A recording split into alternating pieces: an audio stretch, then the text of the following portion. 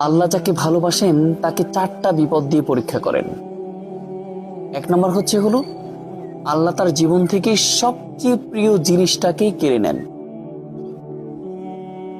আপনার জীবনের সবচেয়ে প্রিয় জিনিসটা যখনই হারিয়ে গিয়েছে, চলে গিয়েছে, তখন আপনি মনে করবেন আপনার আল্লাহ আপনাকে ভালোবাসতে শুরু করেছেন।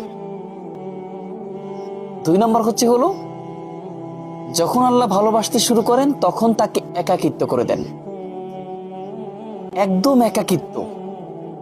আপন মানুষগুলো পর হয়ে যাবে, প্রিয় মানুষগুলো দূরে চলে যাবে।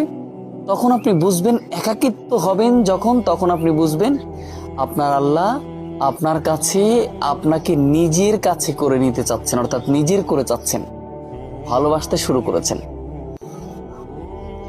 3 নম্বর হলো প্রচুর পরিমাণ দোয়া করবেন, আল্লাহ আপনি আমার এই কষ্ট থেকে পরিত্রাণ দেন, কিন্তু আল্লাহ আপনার এই দোয়া কবুল করতে চাবেন না। কারণ আল্লাহ আপনার এই চাওয়াটাকে ভীষণ পছন্দ করছেন, ভীষণভাবে পছন্দ করছেন। সেজন্য আল্লাহ এইটা দোয়াটা দেরি করে কবুল করবেন, অর্থাৎ কবুল করতে চাইবেন না। এরপরে আল্লাহ আপনাকে একের পর এক বিপদ দিয়েই থাকবেন, একের পর এক পরীক্ষা নিয়েই থাকবেন।